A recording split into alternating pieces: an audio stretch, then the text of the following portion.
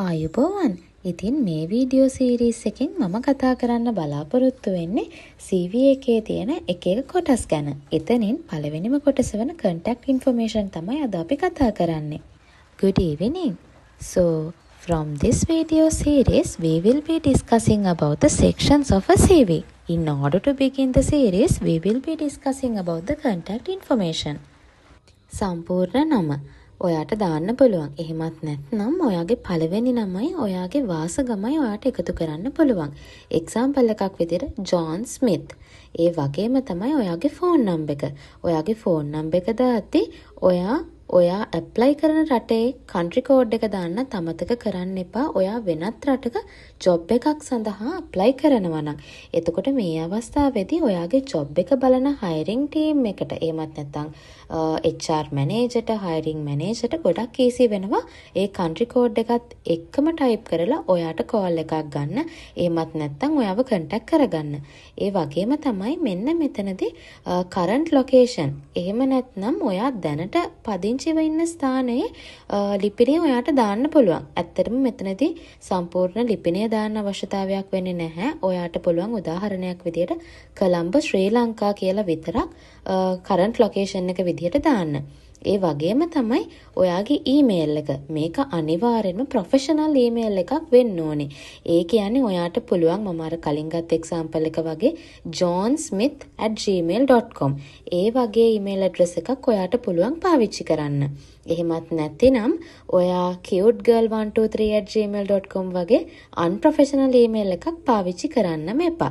ඒ වගේම තමයි ඔයාගේ LinkedIn එක අප්ඩේට් කරලා තියෙනවා නම්, ඒ කියන්නේ අද වෙනතුරු ඔයා යාවත්කාලීන කරලා තියෙනවා නම් ඔයාට පුළුවන් ඔයාගේ LinkedIn URL එක එහෙම නැත්නම් LinkedIn full link එක එතනට copy paste කරන්න. So now let's fix your contact section, the most important part for both humans as well as ATS bots. So you have to include your full name. If not, you can also use your first name and your surname. For an example, John Smith. And you can use one mobile number. Also, if you are applying abroad, you may use the current country code as well. And it is your utmost responsibility to use a professional email. Like for an example, johnsmith@gmail.com, and also you can copy paste your LinkedIn URL. That means you can copy paste your full link of your current LinkedIn profile. However, you should do this only if it is updated up to date. මෙන්න මේ section එකේදී ඔයා නොකළ යුතු දේවල් තමයි මම දැන් කතා කරන්නේ. ඔයාගේ ගෙදර ලිපිනය එහෙමත් නැත්නම් ඔයාගේ සම්පූර්ණ ගෙදර ලිපිනය ලියන්න අවශ්‍යතාවයක් වෙන්නේ නැහැ. ඒ වගේම තමයි ඔයා unprofessional emails කොයිම වෙලාවකදවත් use කරන්න එපා. ඒ වගේම තමයි දුරකථන අංක කිහිපයක් එහෙමත් නැත්නම් 2-3ක් දාන්න අවශ්‍යතාවයක් වෙන්නේ නැහැ. ඒ වගේම තමයි broken එහෙමත් නැත්නම් shorten LinkedIn link එකක් ඔයා කොයිම වෙලාවකවත් copy paste කරන්න එපා. These are the points you should avoid.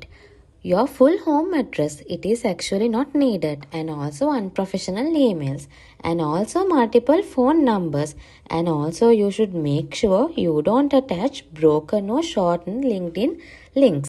Here is a quick example. Number 1, your name, first name and the last name, John Smith, and secondly, one mobile number.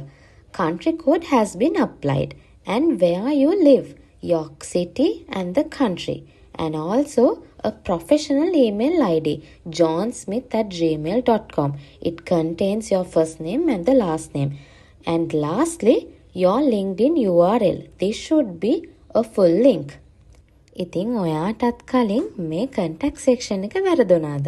ඒකට කමක් නැහැ. ඔයාට පුළුවන් අදම ඔයාගේ CV එක update කරගන්න. So, have you got this information wrong before? No worries. You may comment fixed if you are going to update your CV today. Thank you very much for watching my video today. මගේ video එක නැරඹුවාට ඔයාලා ඔක්කොටම ගොඩාක් ස්තුතියි.